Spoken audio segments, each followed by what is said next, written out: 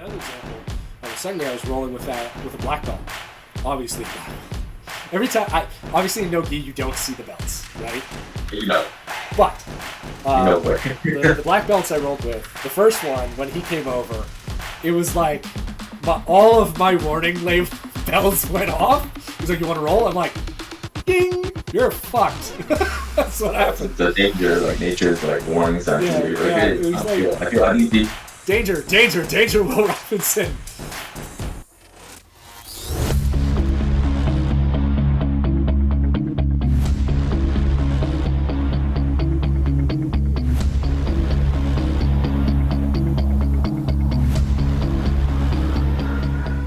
Welcome to the Oldhammer podcast, where life meets the mats. My name is Sam. As always, I'm here with Gordon. What's up, Gordon?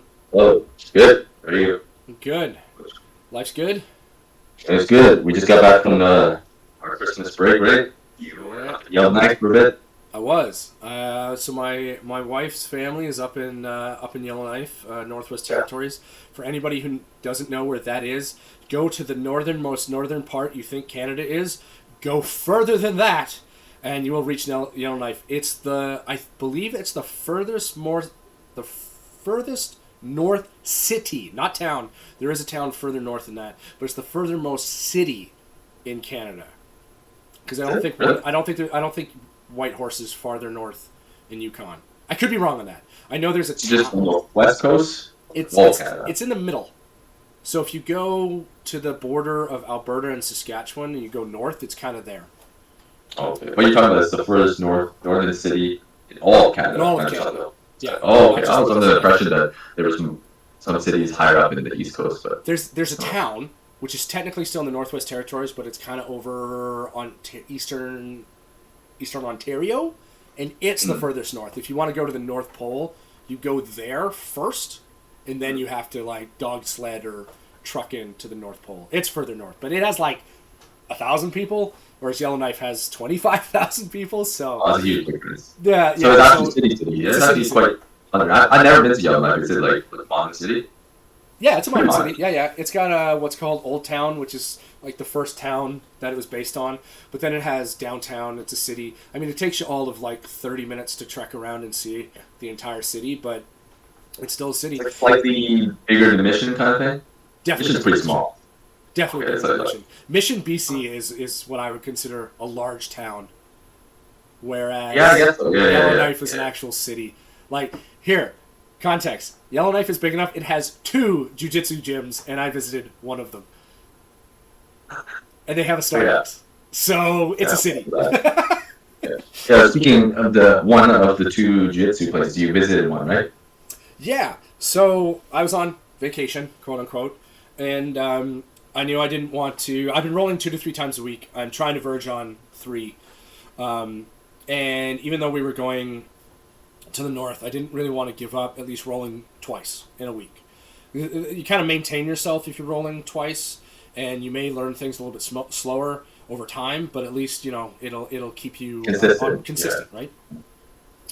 So I went on Google and I looked it up, and you can usually do this to find out if there's a jiu-jitsu place that's close, and it happened that the one place was like 4-minute walk away from where I was staying. I'm like, perfect.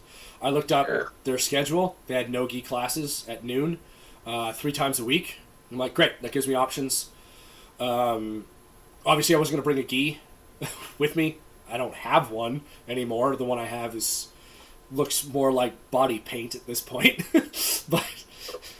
But it was like 4 minutes away. So just when I got up to Yellowknife, I just called the gym, right? Just sort of as a courtesy, being like, hey, I'm from Vancouver. I'm in town for just the week. I saw you had some classes. Is it cool if I drop in? Do you have a drop-in fee? Some places have a drop-in fee. The owner of the gym who answered the phone, who's a black belt, they actually had 3 black belts there. 4?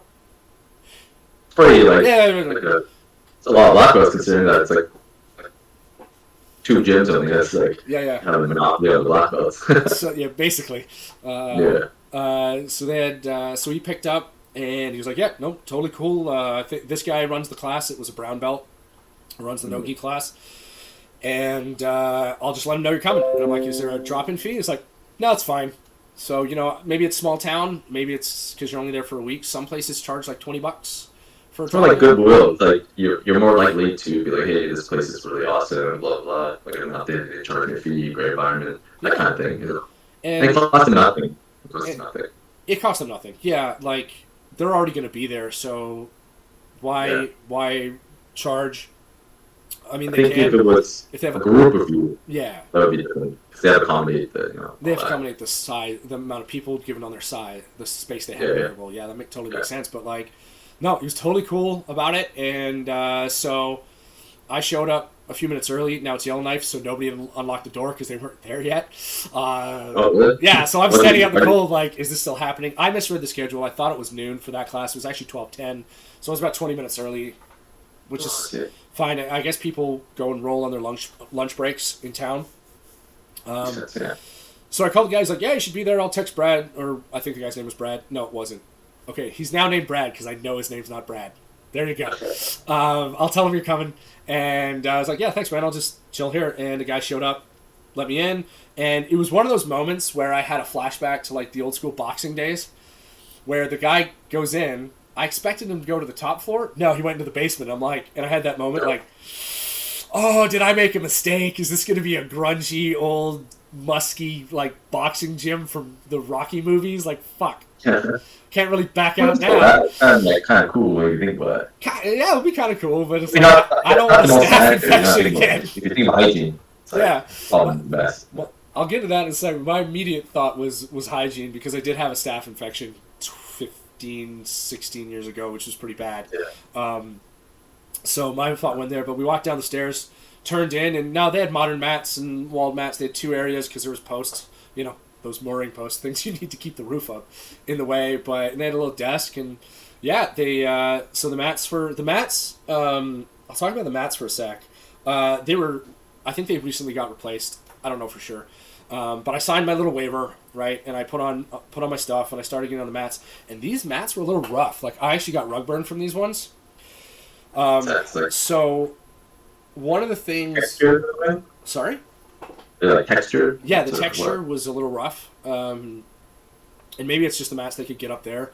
But I actually have I'm going to say a whole bunch of great things about this place because I actually really enjoyed my time there. The only negative thing I have is that their mats gave me rug burn on my knees and both my toes, my big toes. And one of the things you're probably like, how did you get rug burn on your toes? I am not flexible enough in my foot to put my toes under my foot at a good angle. Right? So if I'm in... Curling it? Yeah, I can't curl my toes properly underneath my foot. My toes have never been flexible enough to do that. So when I push off, like if I'm on side mount or I'm in half guard or whatever, when I push off, I can't curl my toes under my foot to get leverage. So I actually curl them in, and I use the outside of my toe, my big toe, to push. Right? You know that. Yeah. You basically put your foot flat on the floor, but backwards. Like put the back side of your big toe on the floor instead of the front side, and push. So I curl my foot up into a fist, and I push. Well, the one thing is the skin on the back of your toe is definitely not as tough as the skin on the sole. So yeah, I got rug burn, one pretty bad on my right since I'm right-footed. From the mats, so it's still actually healing from that. So the second day I went, I had to tape up both my toes, which I haven't had to do in other places. And I got a little rug burn on my left knee because that's usually where I post as well. So, yeah, but it is what it is. Like it's nothing a little polysporin isn't fixing, and some bandages. So. More about the roles and stuff, or just the way you taught class, and how was the gym environment? The gym environment was very welcoming, so I was very appreciative of that. Sometimes if you visit a neighboring gym or whatever, you're on vacation, you go to a gym, you can end up in a gym that's smash. He's a traveling person, just smash, or you can end up in a gym that's more friendly and open. I have a feeling that the latter is more what's happening. I think a lot more gyms are a lot more friendly and a lot more opening. Just because the environment has changed, but this was definitely one of those. So when I got in, the brown belt, Brad, came up and he was like, how you doing? Where you from? Are you just passing through? Or are you actually looking to join? Just need you to sign a waiver so you can roll here. So I gave him all my answers, you know. And then he was like, so what level are you at? I'm like, well, this is me. Here's my brief history. And some guys asked for that. Most of them didn't. The only guys who actually asked for that were obviously the black belts, because they just wanted to, I think they wanted to gauge new guy. How hard do I go? Like, or what level should I go at? Obviously, they're going to gauge my aggressiveness versus theirs, take that into consideration. But they're also going to be like, so should I just shoot like full blast on this dude? Most black belts won't. Or how am I going to treat this, right? So they asked a few more background questions, right, before we rolled. But there was a nice range of people. I did roll with two black belts while I was there. I rolled with a brown belt. I actually got a lot of good advice, too. Oh, that's good. They gave you advice stuff? Yeah, totally. So nice, man. That's a good place, man. Yeah, no, it was a good place. After the first day, I rolled with probably somebody who was a blue belt or verging on blue belt. I rolled with a couple other people, some who were total novices, and I watched one match because I'd rolled like this. That was my fourth or fifth roll, and they were rolling one more time after. I'm like, I'm done. I'm on vacation. I'm done. So between actually a guy who was deaf who I'd rolled with before, which he was super cool to roll with. It was tough but relaxed, you know, and he knew what he was doing. But I had the upper hand on him. Took his back once, and the only thing with him was you had to let him know when the timer went off because he can't hear it. So he'll just keep rolling until you're like, we got to switch partners, right? This is totally cool. And he just totally upfront about it. He actually put his other partner in a go-go Pilates submission. Nice. Yeah, it was pretty sick when I watched it. Yeah, the other person was a brand new, right? And I remember watching this and just saying like, because it was a woman. And she's like, I had no idea what's going on. I'm like, next time somebody puts you in this, gets the leg over, don't bend forward. Just shoot your hips. Shoot your hips up. Like, it's not a gi. You can't hold on. Just posture up as much as you can. And otherwise, if he's already grabbing your lower back, just roll forward, right? You'll be on your back, but at least you won't be getting choked out or the arm submission, right? But it was totally fun. Everybody's super open. One thing that was definitely different than the gym I'm at now, and I didn't know how I felt about this at the time, but now that I'm thinking about it, I totally understand why they sort of do it that way in that gym, right? Because it is a small community, right? So they would show technique. Like the general thing was you did a roll to warm up, a 3-minute roll to warm up. Just do like 50% speed. Yeah. Oh, okay. Just a slow roll. Just a slow roll, just to get the blood flowing. Yeah, that's cool. I like that. 3-minute roll, so no push-ups, none of that. No jumping jacks, no shrimping back and forth. Just roll for 3 minutes. Go for it. You know, don't go too hard. And then we'll do some technique. And they only have an hour. And so then they do actually 3 minutes rolls back to back to back. And with no breaks in between. And the reason they do that is because everybody's got to go back to work, so they want to get as many different partners as possible. So instead of 6 minutes, you get 3. No breaks, though. Like, no 10-second break even in between. It's just, boom, 3 minutes up, next person, go. Right? Which I thought was cool, but also because of my kind of game style, doesn't allow us a lot of extra time to work. Yeah. Yeah. But there's passing we do tastes like we get down to like the last minute. Yeah. So, what was I saying? Oh, so during the technique portion, day one they actually had a guest come in. He was from Nanaimo. I guess he was visiting home. High-level dude, and he wanted to teach some wrestling. I was like, dope. It was a basic arm drag to single leg, but nice little pointers, right? Which he did. So we did that. I think we did one other technique after the single leg takedown. I can't remember what it was.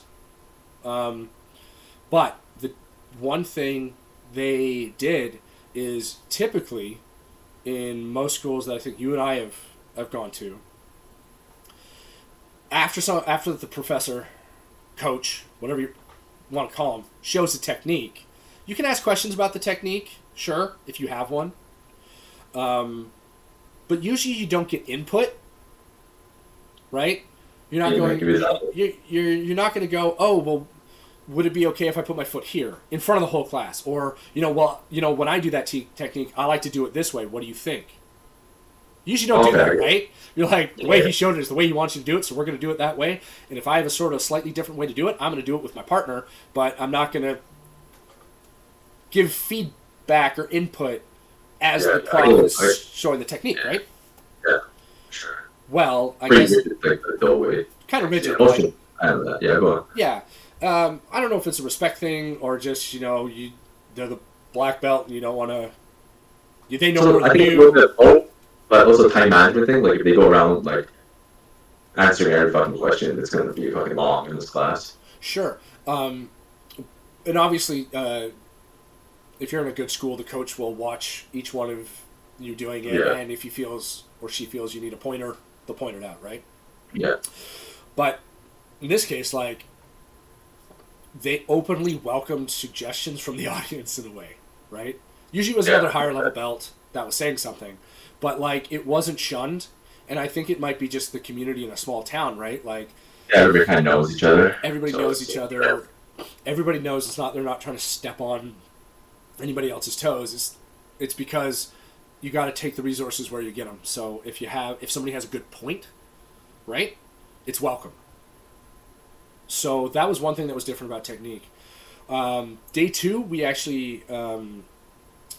were actually doing a half guard sweep into a single leg X sweep into a sub, right?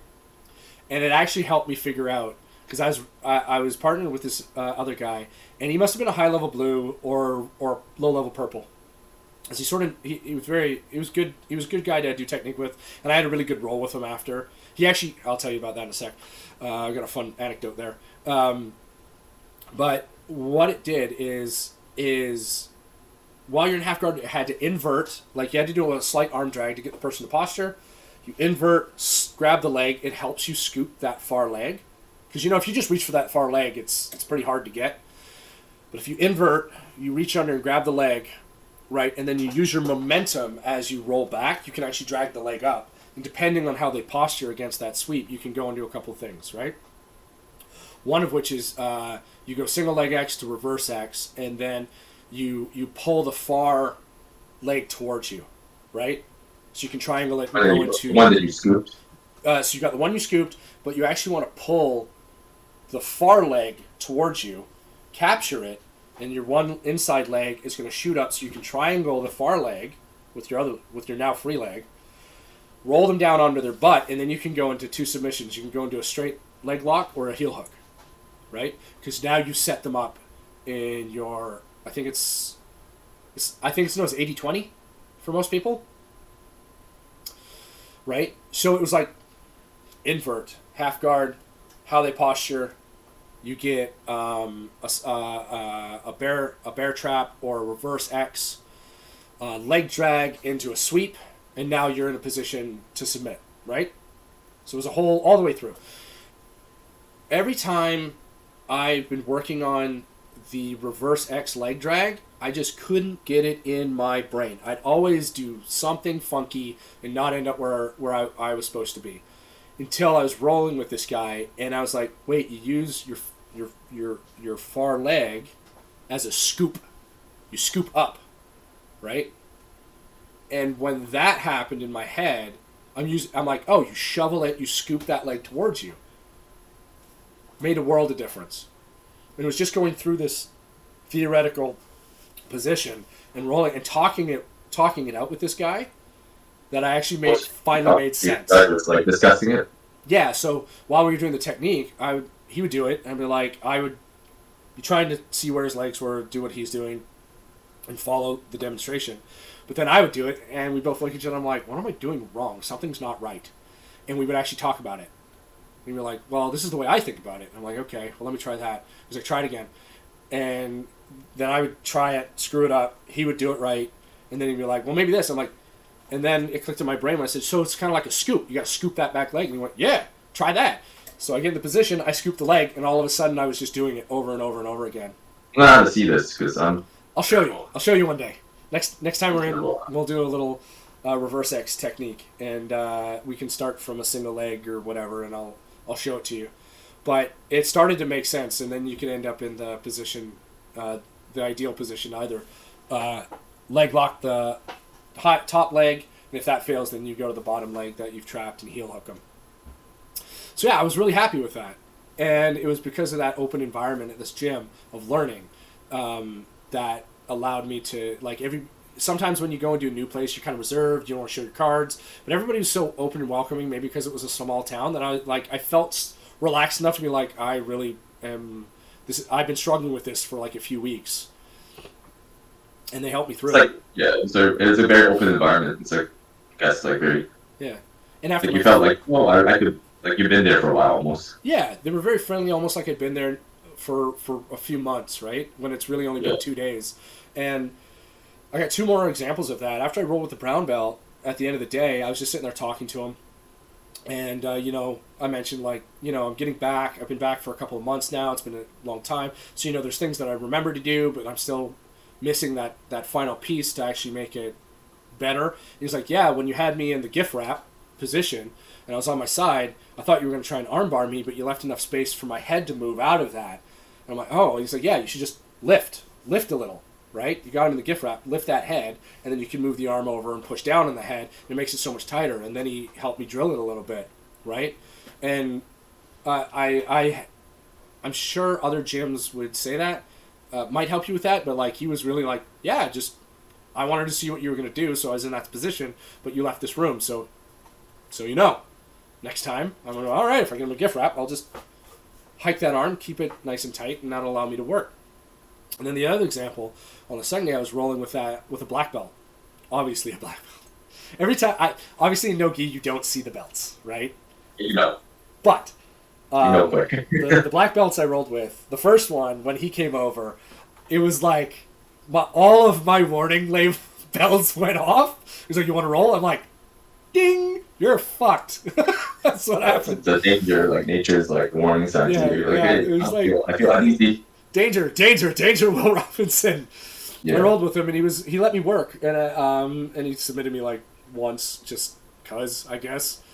He could have probably done it like 6 times if he wanted to, but he let me work, and then at the end of the roll, he's like, "Good for you for keep going," because like he obviously had me in some positions that I could have been like, "I give up," because you could easily just submit me from here and tap out and start over, but I would try the escape, even if it was flailing, and I think he appreciated that. Yeah. So he told me at the end. Yeah, a lot of people kind of just like, oh, fuck it, not bad. Yeah, I'm like, well, I'm screwed anyways, and he's not putting it on. I might as well try the escape, right, and see if he lets me get it. Nice guy. But the second guy I rolled with, actually, there was a couple things. He was like, "Oh, wait, when you're here, come do this." He actually like paused briefly to be like, "Just move here," right? That can either be really condescending, or the way he did it, I was very appreciative of it.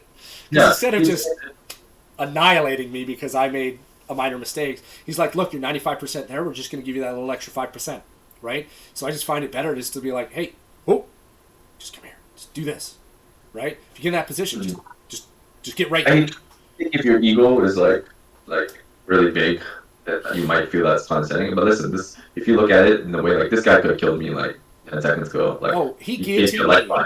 He guillotined me within the first minute or something like that, and I'm usually pretty good at but like he was like, "Next time, just you had all the hand fighting right. Just put your hand here instead." And it would slip out, and I was like, "Oh, still, thanks, buds." That's actually pretty useful. Like these little tips really make a difference. Like little nuances where you put your hand, the grips you use, what hand to tap first. Those are important things. Like people may think some people might think that's condescending. I think it's more condescending if you're close in level. It's like It's like, hey, like you may be better than me, but on my best day, and if you're a little bit off, I can get you. So that's different. I think it's. When there's a huge disparity in skill and you're getting tips, you should be really appreciative. Like this guy just did a bunch of submissions on you, and you just tapped me out like 4 or 5 times. It's like, okay, he's purposely telling you to do this, and then puts him at a disadvantage. Yeah. Now you know it. Now you're in the position. So that's a good place. I like that. No, he was really cool. I asked him his name afterwards. I watched him roll with another guy after, and like he was just cool in that way. It's like he wants you to get better, and he wanted me to get better, even though he literally met me that like 5 minutes before we rolled, and he was wearing his rash guard was actually the red shirt Star Trek rash guard. Oh yeah. Yeah. So I think he appreciated it when I was warming up, and I just looked over and I went, "Nice," right? So that. I think that made him feel also comfortable about like giving me a piece of advice during the roll. So he gave me like two pieces of advice during that roll. One about if you put him in half guard, big guys tend to like you get on your back and then you're slow to get into your spot. And he's like, just get here right away, just elbows in tight, bring it in, right? Just get there right away, and you're gonna find it's gonna be really hard. And then the other piece of advice was just about the hand fighting, right? To defend the choke, where the thumb over should be. I'm like, that's very useful, thank you. Because I hate getting guillotined. Doesn't happen that often, but when it does, I get really choked up about it. Yeah, I've been for that. Guillotine a few times since I went back. It's Yeah. usually single takedowns. Yeah, that's happened to me too, where my head's on the wrong side. But no, it was a really fun place, very open, very welcoming. Yeah, there was no punks there or anything. Everybody was. Down that road's like, if it's such a small place, right? Like, and you only got two options. So like you said, there's only two places to do jiu-jitsu. Like, if you're an asshole, you can't even go to one other place. So you're pretty much like, you want to be good at jiu-jitsu, you're forced to be well behaved. Yeah, that's they don't really. Yeah, where else are you gonna go? Good. No, they also had the only thing I felt a little bit bad about, because I think they're a small gym. They want people to come back, right? So like you get that in some of the bigger cities where if you go to one gym, they kind of like, cool, thanks for coming. You can come back if you want. We've got enough members to sustain us, so see you maybe, right? But they actually, in the small town, they want you to come back, right? So I did come back twice and went back a second time. I found time.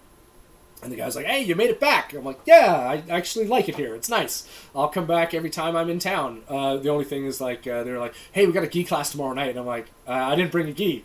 And because I wanted to be nice. Being like, I don't really want to do gi right now. Hard on the fingers, but to each their own. And I was like, well, you can rent one. And I went, no thanks.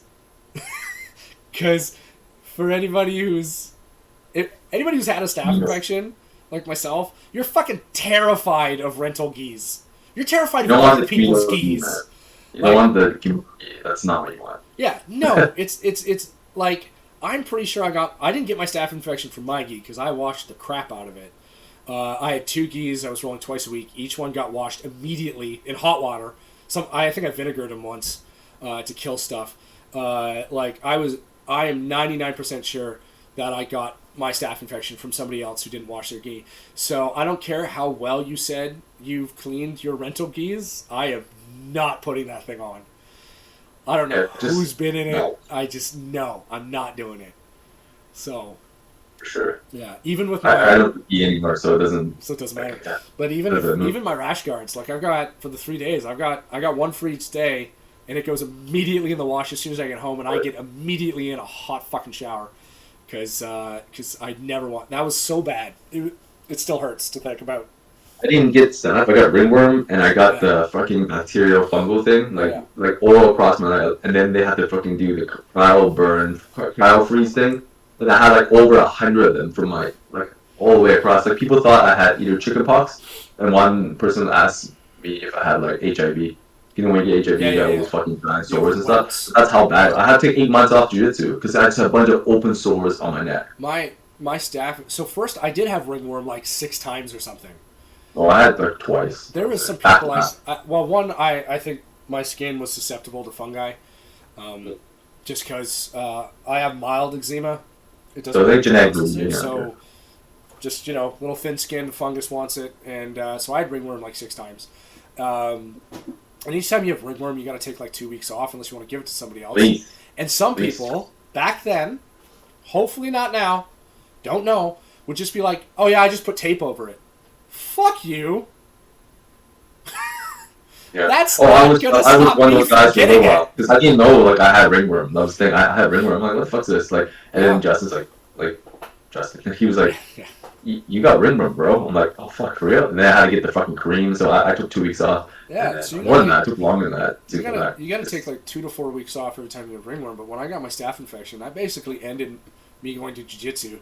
Well, Because that's I nice, took man. like 6 months off, and then 6 months turned into a new education, turned into a new job, turned into another education, turned into family, turned into we got back late this year. Okay, that's Right? So massive procrastination. so yeah, don't be a filthy fuck is what I'm saying. Yeah, shower, man. I try to shower before I go. If I'm not coming straight from work, I will shower at home, then go. Just out of courtesy and stuff. I shower And twice a day anyways, but no, I work in an office job. So I don't because I shower in the morning, I feel I don't necessarily need to shower if the class is at noon, right? I mean, like, even at home all day, you got fuck all of it. That's fine. Yeah, Yeah. yeah. But I shower for 2 reasons. One, just to be clean, and two, so I can loosen up this fucking aging body. Like, there's it's like that. it's so stiff. So once I take a hot shower, I go there, I'm like loosey goosey, and it's Feel better that a way. little nice about it. Yeah. Wear deodorant as well. I found Yes. that helps. Like, just put on some deodorant right before you hit the mats, and many people will appreciate it for it. Don't put on cologne. Please don't. No. That just stings if you breathe that shit in. Just, But just but yeah, punch deodorant. It's like 2 Just- swipes, each armpit, Yeah. you're done. That's just taking out Gillette, very the long. best a man can get. That's all you need. $3, and people will I even brush appreciate my you. teeth. I even brush my teeth and shit, man. I just like, I want to be like that guy with the stank breath, stank armpits and shit. I just try to be clean. I'll chew gum because I like to drink coffee, so I'll chew gum. Just mouthwash anything. Just fucking. Yep. I actually don't mind if they eat. Like if you eat like I don't know, fucking like something like food, like your breath smells like that food for like an hour. So I don't mind that. Just fucking, I don't give a shit. Just as long as you don't stink, I don't Yeah, care. as long as you don't have fish breath or like I don't eat halitosis. garlic and fucking onions and shit. Like, Yeah. No. that's it. What? Yeah. The one thing for me that I always feel bad, and I had to, sometimes in the evening I can get kind of farty. So I have to manage, if I'm going to an evening class, I have to manage when I eat. One, I don't want to eat too much before I go because it's hard to roll when you have a full stomach. Like, you just feel like you want to throw up constantly. Oh yeah, for sure. But- You just feel shit too. Man. Yeah, you just feel sluggish and just pukey. And but two, if I eat too much before I go in the evening, then I can get kind of farty, and I don't like that. That's not good for I'll me. be on the receiving end of those. Yeah, I had breakfast too close to when we rolled that day, and it was bad. Yeah, I'm still sorry about that. I think Zeus didn't like it either. I think he smelt it. Dog. Yeah, I don't think he minded too much. He farts a lot too. He's a Yeah. big boy himself. So I try to manage to have a snack, but not too much to eat because I can always eat when I get home. Yeah. So, but I had a good time up there. I had a bunch of good Yeah, rolls, sounds like that. and everybody there was super cool. And next Sounds time like I'm yes. up there, I'll definitely go back for a couple of rolls. Sure. Yeah. Yeah, it sounds like a really good gym. It's really welcoming. So, how many people were there? Like at the classes, like the 12 Probably 10. Class? Probably 10. 10? Oh, that's Yeah. perfect. That's a, It's an okay size. it's like how my gym plays. It's like 10 to 12 people doing it at the 12. I actually prefer the 12 if I want to get like good mix of like relative easy rolls. I get like white belts and then the guys who are like higher blues and stuff. So I got like I'm in right in between that. So I get that good mix. And plus there's more room too, so you can go for takedowns stuff like that. Yeah, you can Whereas start like the staying. night class, it's like 40 or not 40, maybe 30 people, something like that, in all the months, and it's like, pretty tight. And sometimes you, doesn't happen too often, but more often than I think anybody would like. Like sometimes I go for a sweep, and then it's like, oh, it's like I'm going to toss this guy on top of like these two guys beside. So you hold back on the sweep, and then you fail the sweep, but shit, Yeah. Especially like me, I like being on bomb. So if I get a sweep, I want to finish it, but then I also don't want to hurt the rest of the people training, right? So I'm trying to be not that asshole, right? Yeah, no, I And get that. I've definitely had that. So at my gym, I think the tougher competition, not necessarily the tougher competition, the more, not smash, not hardcore, just, the people who are competing more, are going a little harder, are in the evening class, where it's a little more chill at the 12 class. Both you get a good mix, but the evening class, I think we just get a few more of the people who are going to comp, right? Yeah. Sure. So yeah, it's just a bit of a different. I like a mixture of both. But I was looking up his name. This Matt Aurora, I think is his. He's from UFC and stuff. Yeah, I like him. Exactly. I follow him on YouTube. He's dope. But he was saying one thing that I didn't think of, but I think I subconsciously was aware of and kind of doing. And he said it's the 80-20 rule of training, where like I know you're learning with us. 80% of your rolls should be with like your belt or lower. Because I think he said lower. Lower. He said lower. I'm saying your belt or lower. Skill level lower. Because you get to practice things. And if you're a blue belt, white belts are basically punching bags. Fucking just submit them. Just do it. You'll get better at your attack. And 20% of your rolls should be with higher level belts. Because that'll give you the challenge to enact those skills. And you'll hopefully, if you have good upper level belts, you'll get advice like I did, right? On some of the finer points. But, like, it's absolutely true, because what do you learn by getting submitted, like, 6 times in 3 minutes? Nothing. You just... Not really much. Yeah. Even if you don't get submitted, like, the thing is that you're shelling up, you're not really doing jiu-jitsu, like, offensively at least. So your defense becomes really good, but then if you're just, like, untappable, which is great, but then you're just not opening up your offensive skills. Like, when you go against a white belt, you might actually be pretty shit at submissions and guard passing and all that stuff, because, like, you're just... defending yourself all the time, because I remember when there's one who I always used to roll with, back in the day, and it was like pure survival. It's like it was brutal. Sometimes you do back-to-back rolls, dude. Absolutely brutal. If you're a white belt, 0 submission attempts, man. If you're a white belt of any stripe, and anybody else comes over from outside of the white belt pool, you just gotta kind of suck it up. Yes, you bide your time until there's a few other.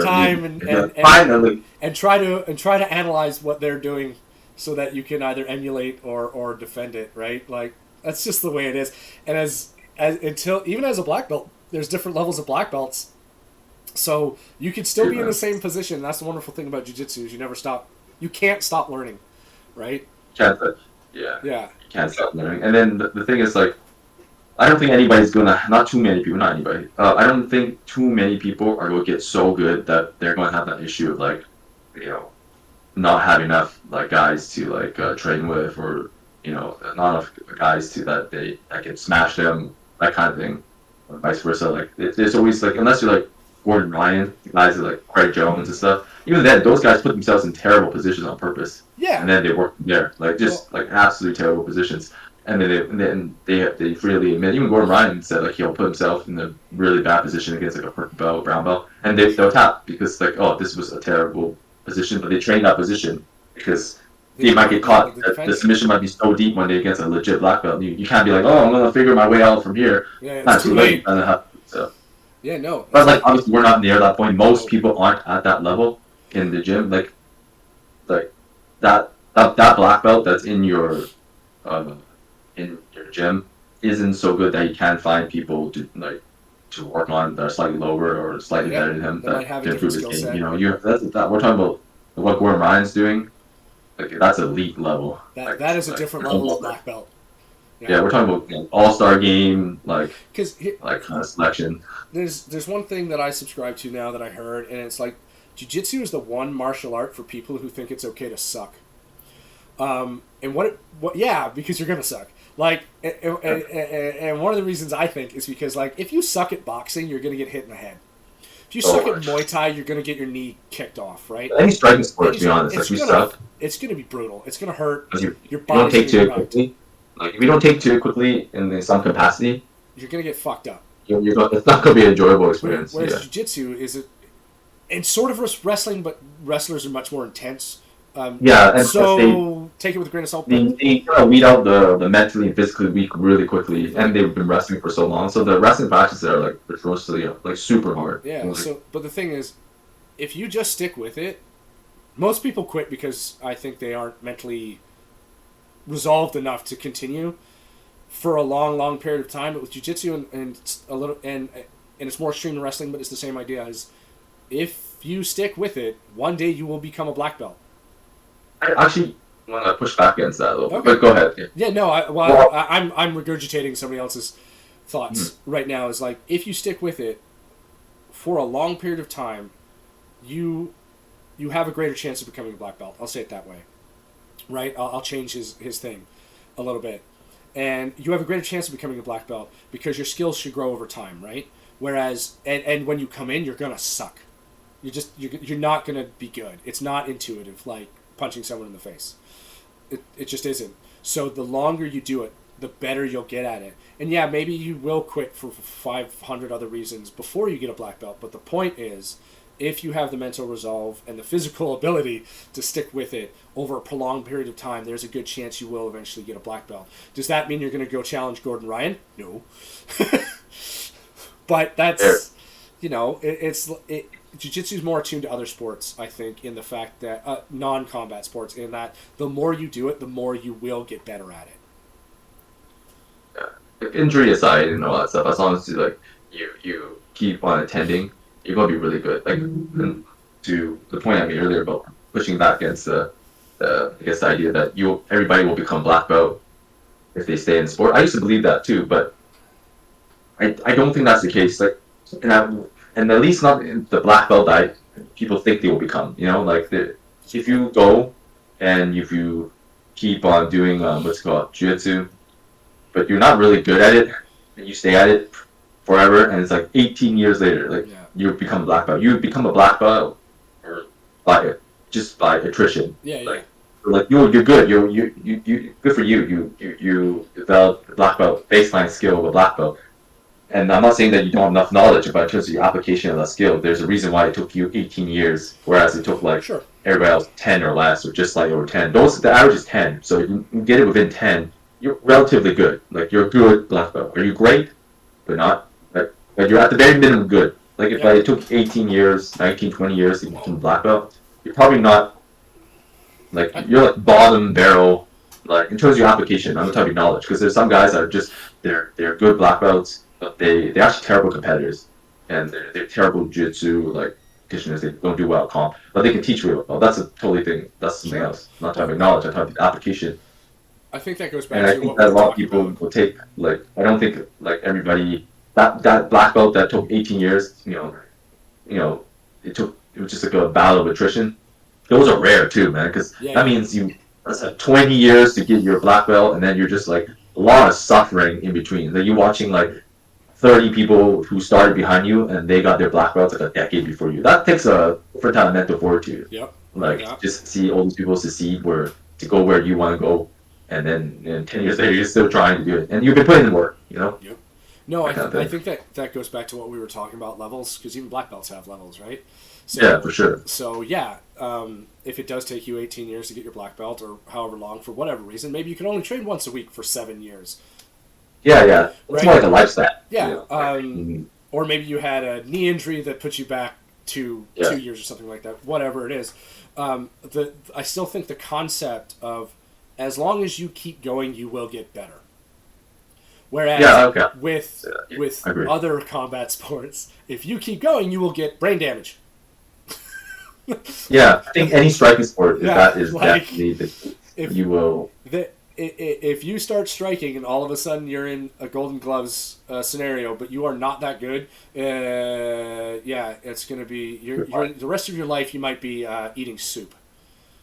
Yeah, I think with others, especially striking sports, like combat sports, they are unforgiving in their in everything, in the the damage you take, and also in terms of your record. You can basically suck at jiu-jitsu from white belt all the way to even black belt, win absolutely nothing, and then one day it's black belt, something just clicks, and then you start carrying through people. Nobody gives a shit about all your other losses. You just struggles, now Sam and Gordon are just carrying through everybody. But before that, they had basically a losing record, 30 wins and 40 losses in jiu-jitsu comp. Next thing you know, for some reason, something clicks, and then you go on this 30-match winning streak, tapping most of these guys out. They only care about that now. And whereas in boxing, as an amateur, you can go say you have 15 wins and 8 losses as an amateur. They're going to hold you those 8 losses against you, but then suddenly you become really good for some reason, and you win 20 in a row. They're still going to be you have 8 losses. Yeah. Like they don't care. Always It's gonna like they show always your losses, they'll come back to your losses. You know, Look, no matter what. the philosophy in boxing is totally different on how you bring up a fighter than even in MMA, where it's like you have to protect your fighter, protect the record is the most important thing, because in boxing the record is what gets you a payday, right? So if you have a 12-1 record, yeah, you're gonna get up for a payday, right? You're gonna get some money, and the coach wants the money, so they're gonna protect you to get you there and just give you slightly more advanced fighters. Make sure you don't overextend yourself too fast. They're gonna build you up, payday, right? And I think the reason for that is because in boxing, we're talking about professional boxing. If you're an amateur boxer, Golden Gloves, maybe an Olympic hopeful, it's a little different, but the concept's still the same. But in pro boxing, they want you to do that because the fights are sold on the fighters, right? So if you look at a pay-per-view, it's Mayweather versus Pacquiao, right? Yeah. Nobody gives a shit what belt's up, right? The fight is Mayweather versus Pacquiao, right? Whereas in MMA or in Jiu-Jitsu, the records don't really matter as much because it's more either about the organization that's displaying the fighters, say UFC. They don't matter as much. Look at Gordon Ryan. He's like I don't know, 92 wins or something like that, 100 wins, and he's got 8 losses. But nobody holds those 8 losses against him, right? He's still considered GOAT. He's still considered like one of the GOATs at least, and then so on and so forth. Like nobody looks at Craig Jones and his losses to Gordon Ryan. Oh yeah, he sucks because he lost to Gordon Ryan. It's like, it's okay. Like, he's still pound for pound, I guess, like the second best grappler in the world. It's not a big deal, right? It's okay. It's more forgiving, right? It's more like how old school boxing used to be. Like you look like Marvin Hagler, he's got a couple of losses. It's no big deal. Sugar Leonard, Roberto Duran. Tyson. Nobody's gonna say those legends are fucking shit. They got a handful of losses each, so it's tough. I don't know. And that Rocky Marciano was the first to go with an undefeated record, right? Yeah, at least at heavyweight. At least, yeah. And he was an anomaly. Everybody was in awe of the fact that he didn't lose during his boxing career. Because they expected you to lose at some point, to have an off night, to have something. And if you had also they did 15 rounds or shit like that, and 21 rounds, some crazy shit, right? So like they expected everyone to have an off night once in a while. So if you were 30 wins and 12 losses, they were like, "Fuck, that's really good." you won on average more than half of your fights. So great, but yeah, now I think there's so much money involved in boxing. The modern day era, whether you hate him or not, like Floyd Mayweather, he really like made that style of like protecting your record like the most important thing. It's nothing against him. Like what he did financially in boxing is like amazing. But like everybody tries to protect their record. It's like, oh, you lost, you suck. Like you lose one fight and you're a piece of garbage. Like it's so utterly ridiculous. That's why. So nobody wants to fight each other. That's why nobody. They can't lose their records because they want the payday. It's like you literally go from like $20 million paydays to like $1 million. That's a huge drop in pay. Like, why would you want to do that? Like, why would you put your financial It's also why there's less fights, right? Like you look at some of the top boxers, and it's like, why are they only fighting once or twice a year to defend their title? They used to fight 5-6 times a year, right? Now they'll go through this, and it's just money. It's just too much money. It's a business. Yeah. So you just happen to be the instrument is just boxing. Like it gets to a point where it's not about winning anymore. It's about making as much money as possible. And there's nothing wrong with making as much money as possible, but it does take away from the whole the boxing culture. What people really want to see is two great fighters fighting each other. You're more likely to get that. I think St. Pierre said it best, where he was like, "Well, if I'm in the 4th round of a fight and I'm winning, people say, well, now I'm boring because I'm not taking risks, but I'm the champ. Why am I going to take an unnecessary risk my legacy, risk my payday, risk my brain? It's on the other fighter to take a risk to try and take me out. I've won 4 rounds. It's you got to come after me." And I think that mentality has taken hold, whereas back in the 20s, it was kill him. Yeah. You have a duty of whoever you are to kill that other man. Well, not kill him. I say even in the 80s too, they were like, in 90s too, they're like, okay, like, I'm going to knock you the fuck out. It just so happens that I couldn't knock you out. Okay, now I'm exhausted. Okay, now we're going to the decision. But the main goal was to just take you out as quickly as possible. Yeah. Now they gamify it. It's like, okay, I'm going to win this round. I lost this, and then I lost the next round. Okay, let me just eke out these next 2 rounds. So now I have like a 3-round, 4-round cushion. Maybe then I can take more risks if I want, but I probably won't. It's like, why would I do that? Yeah. So I'll wait, make the other guy who's losing force his game and he makes a mistake, I'll counter off that. So the game, it's more gamified now, which it's smart. But you're becoming smarter with the tactics within the given rule set. Yep. But you're not really trying to knock the guy out from beginning to end. You're just trying to win the game of boxing. Or that's even happening in jiu-jitsu. The game of jiu-jitsu is like, a lot of time wasting too. Okay, I'm gonna hug you. I'm gonna pin you to the ground, which is not wrong. I do that too. I love to do that. Then you're like, how many seconds can I hold this guy here for? 30 seconds, and then that kind of stuff. Yeah. But I've already got 4 points on him. He's got 0. How much time is left in the game? How can I hold you here so that I don't give up any points? Yeah, no, you see that too. Whereas, like, I'm not gonna try to amass more points. I'm not gonna try to go for any submission attempts, like that kind of stuff, like that. Maybe if there's 15 seconds left, I'll try to submit you because there's really no risk to me here. But then that counts as an advantage. Like if I can half-ass that. I think advantage is stupid, but somebody has to win. So. Yeah, or also just be. Well, actually, you know what? They should be punished for the draw. You just don't get any points. Like every time you win, you get points, which they are comps at the rule sets. If it's a draw, then it counts as if you didn't fight, so you actually back down points. So that's how it should be. Either score points, and once you score points, people are going to stall anyways, just because they have that advantage. But I think the actual advantage rule is stupid. Like you should be at least forced to score some points, pass the guard, take the back, take something other than just stall, end up on top because the other guy pulled guard and you defended the sweep, and then just sat there. Yeah, I think that's boring. I think they should, because there's so many, the lower level organizations don't have the manpower to facilitate that format, but I think the best format would be, one of the better formats would be to say you do your 5-minute round, okay, it's both 3-3, wherever the point is, no advantages, 1 minute overtime. So just like they do in like the EBI rules, like okay, you choose the position you want to be in. You got 1 minute to submit this person or score a point. Then the other person gets another minute to get the same his most advantageous position that he wants, and he's got a minute to tap you out or score the most points. So whoever scores the most points or taps the other person out comparatively in the 1 minute wins. I could be forced to do jiu-jitsu. I could see that. You could do 1 minute positional roll, see what happens. Or if you just have the 1 minute overtime, you start standing, and if first point wins. First point wins, sudden death. Or if nobody scores a point in that minute, then the draw counts as 1 point or something like that, right?